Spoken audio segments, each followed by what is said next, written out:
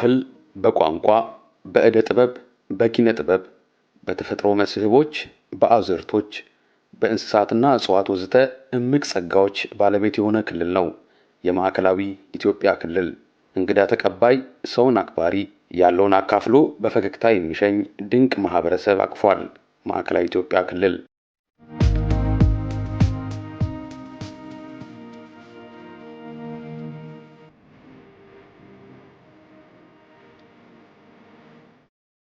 በውስጡ 10 ማህበረሰቦች በአብሮነት ተፈቃቅደው በሰላም የሚኖሩበት ክልል ብዝሃ ባህልን፣ ቋንቋን፣ አስተሳሰብን፣ ፍላጎትን በማስተናገድ ለህብረ ብሔራዊ አንድነት ተምሳሌትም መሆን ችሏል።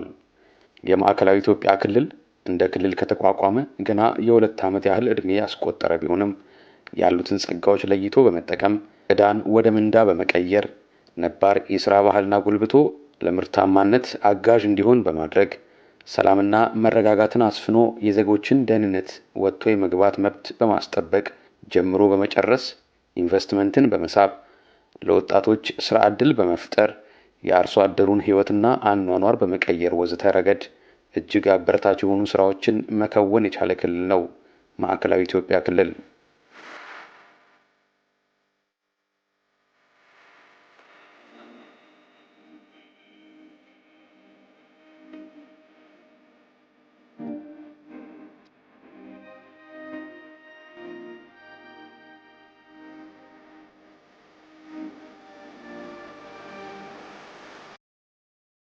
በርዕሰ መስተዳድር እንዳሻው ጣሰው የሚመራው ክልሉ 7 የዞን መቀመጫዎች ያሉት ሲሆን ስራዎች እስከ ዞኖች ድረስ በመከፋፈላቸው በጋራ የመስራት መንፈስን መፍጠር ተችሏል።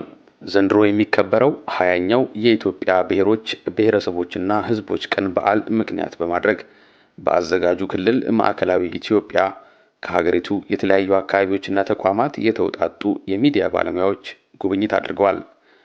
በ3 ምድብ ተከፍሎ ጉብኝት ያካሄደው የሚዲያ ቡድን 1 ምስራቅ ጉራጌን፣ ስልጤንና ሀላባ ዞኖችን እንዲሁም ማረቆ ልዩ ወረዳን ተመልክቷል። ቡድን 2 ከምባታና ሀዲያ ዞኖችንና ጠምባሮ ልዩ ወረዳን የተመለከተ ሲሆን ቡድን 3 ጉራጌ ዞን፣ የም ዞንና ቀቤና ልዩ ወረዳን ተመልክቷል። የድሬዳዋ ብዙሃን መገናኛ ድርጅት በምድብ 1 ውስጥ የተካተተ ሲሆን በምስራቅ ጉራጌ፣ ስልጤና ሀላባ ዞኖች እንዲሁም በማረቆ ልዩ ወረዳ ጉብኝት አካሂዷል።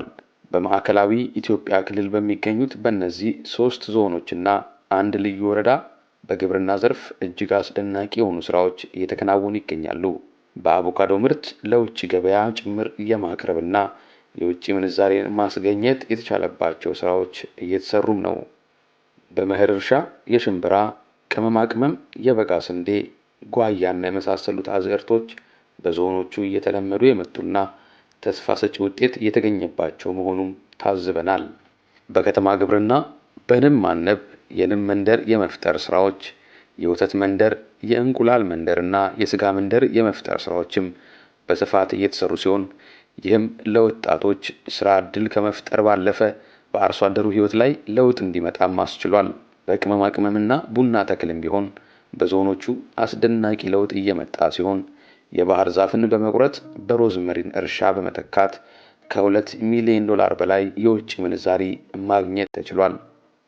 ከዚህ ቀደም ያልነበረን የቡና ተክል በማሳ ውስጥ በመትከል በተጨባጭ ግንዛቤ በመስጠትና በማሳየት አርሶ አደሩ ተጠቃሚ የሚሆንበትን መንገድም መፍጠር ተችሏል። በዞኖቹ ከ3 ሄክታር መሬት በላይ የባህር ዛፍ ተክልን በማንሳት በሙዝ እርሻ በመቀየር ታሪካዊ ስራ የተሰራበት ክልል ነው ማዕከላዊ ኢትዮጵያ ክልል።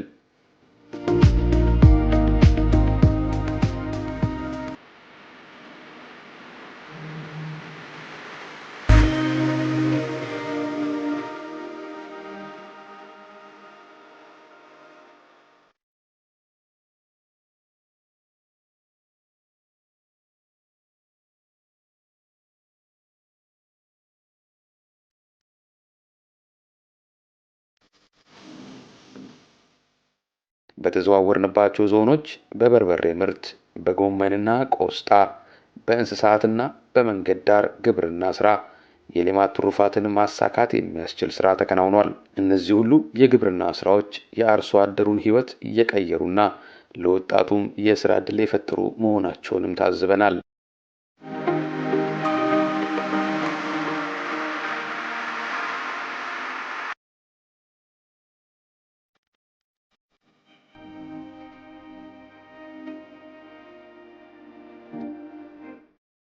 በኢንዱስትሪና ኢንቨስትመንት ዘርፉም ቢሆን 5 ቢሊዮን ብር በላይ ካፒታል ካስመዘገበው የብሉ ኤሌፋንት የፋይበር ማኑፋክቸሪንግ ጀምሮ በጣም ብዙ ሰራተኞችን የሚይዘው የጋርመንት ፋብሪካ፣ የዱቄት ፋብሪካ፣ የዘይት ፋብሪካ ወዘተ እንዲሁም ለምቶ የተዘጋጀ 1000 ሄክታር የኢንዱስትሪ መንደር በስልጤ ዞን ተዘጋጅቶ ወደ ስራ ገብቷል።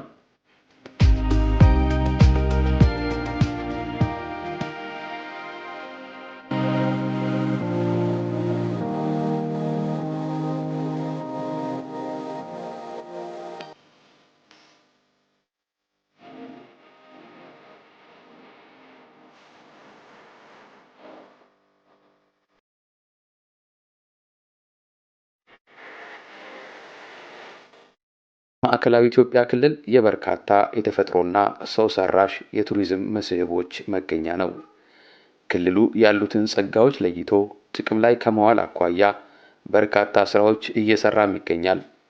በሶስቱ ዞኖች ከተመለከትናቸው የተፈጥሮና ሰው ሰራሽ የቱሪዝም መስህቦች ከ700 ዓመት በላይ ያስቆጠረው በምስራቅ ጉራጌ ዞን የሚገኘው የጥያ ትክል ድንጋይ ዓለም አቀፍ መካነ ቅርስ አንዱ ነው።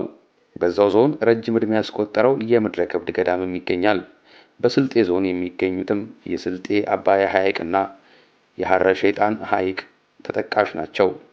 በሃላባ ዞን የሚገኘው የአርቶ የተፈጥሮ የፍል ውሃ፣ በተለያዩ ቦታዎች ያሉ ባህላዊ የዳኝነት ስነ ስርዓቶች ወዘተ የክልሉ እምቅ የቱሪዝም ጸጋዎች ናቸው። እነዚህን ጸጋዎች በማልማትና መዳረሻዎቻቸውን በመገንባት የቱሪስት ፍሰቱን ማሳደግ ብሎም የጎብኚዎችን የቆይታ ጊዜ ማራዘም በትኩረት መሰራት ያለበት የቤት ስራም ነው። አሁን ላይ የተጀመረው የጥያ ትክል ድንጋይ ዓለም አቀፍ መካነ ቅርስን የማልማት ስራ በሌሎች መስህቦች ላይም ሰፍቶ ሊተገበር ይገባዋል። ይህም ክልሉን ከማስተዋወቅ ባለፈ ለብዙ ዜጎች የስራ ዕድል መፍጠርም ያስችለዋል።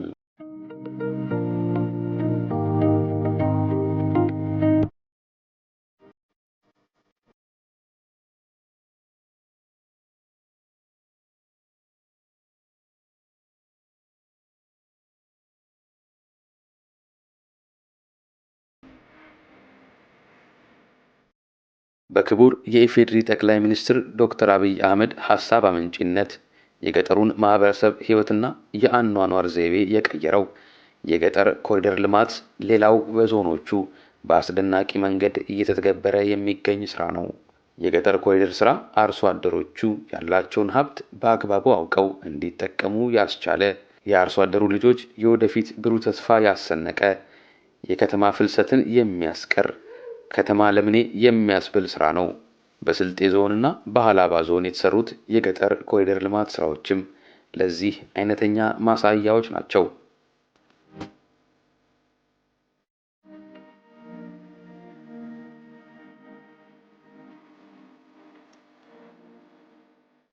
በዞኖቹ ህብረተሰቡን ያሳተፉ የልማት ስራዎች በስፋት የሚሰሩ ሲሆን የቡታጅራ ከተማ የኮሪደር ልማት፣ የሃላባ ዓለም አቀፍ ስቴዲየም በዋነኝነት የሚጠቀሱም ይሆናሉ። ማዕከላዊ ኢትዮጵያ በርካታ እምቅ አቅሞችን የያዘ ክልል በመሆኑ ያሉትን ጸጋዎች አውጥቶ መጠቀም መጀመሩ በቅርብ ዓመታት ውስጥ ከፍተኛ ለውጥ ማምጣት እንደሚችል አመላካች ነው። በኢፌዴሪ የፌዴሬሽን ምክር ቤት አስተባባሪነትና በማዕከላዊ ኢትዮጵያ ክልል አዘጋጅነት የሚከበረው 20ኛው የኢትዮጵያ ብሔሮች ብሔረሰቦችና ሕዝቦች ቀን በዓል ለክልሉ ከፍተኛ ዕድል ይዞ የመጣም ሆኗል። ከተሞችን ለማደስ፣ ለማነቃቃት፣ የሥራ ባህልንና የአፈጻጸም አቅምን ለመጨመር፣ ቱሪዝምን ለማነቃቃትና መሠረተ ልማትን ለማስፋፋት ወዘተ በጎ ሚና በክልሉ መጫወት ችሏል።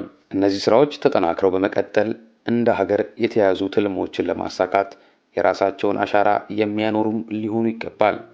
20ኛው የኢትዮጵያ ብሔሮች ብሔረሰቦችና ሕዝቦች ቀን በዓል በማዕከላዊ ኢትዮጵያ ክልል ከህዳር 25 እስከ 29 በተለያዩ መርሃ ግብሮችም ይከበራል።